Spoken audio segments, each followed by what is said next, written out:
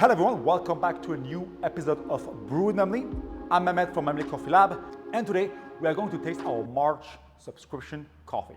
As usual, I'm going to explain where this coffee comes from and why we picked it, and then we will dive into the brew and the taste profile. This coffee is from the Adorsi washing station of Ethiopia, using only 100% of the Kurume variety. So it's a single variety lot. And here we have 800 smallholder farmers growing coffee in semi-forest condition.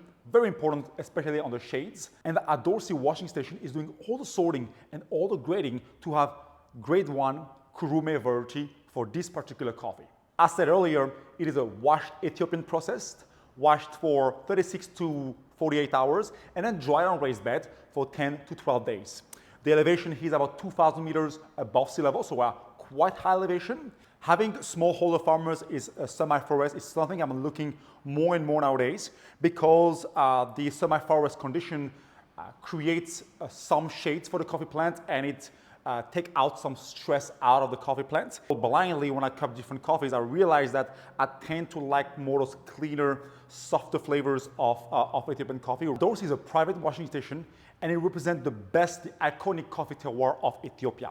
Cherries are delivered daily during the harvest season, and they are depulped and fermented in water, in clean water, for 36 to 48 hours before being dried on the waste table up to 12 days.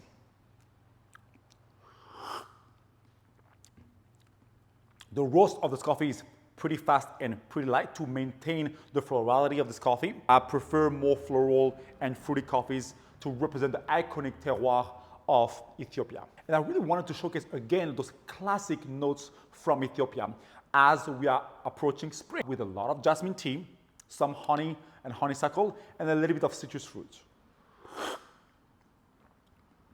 But extremely tea and floral forward. Brew-wise, we have the classic pour-over technique that we are using 12 grams of coffee for 200 grams of water in 4 equal pour. Be careful, as it is a high-density, light roasted bean, it may clog from time to time, and I will suggest to wait a good 5-6 days after the roast date. And try to finish your pour below 3 minutes.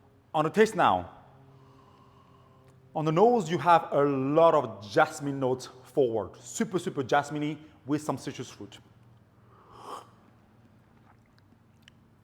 Flavor-wise, once again, a lot of jasmine tea, some honey, and a little bit of Meyer lemon. It's like citrusy, but kind of sweet as well. And not orangey, but more lemony. So it's more sort of a Meyer lemon, not super citric here. The acidity is actually quite medium than a classic Kenyan, for example.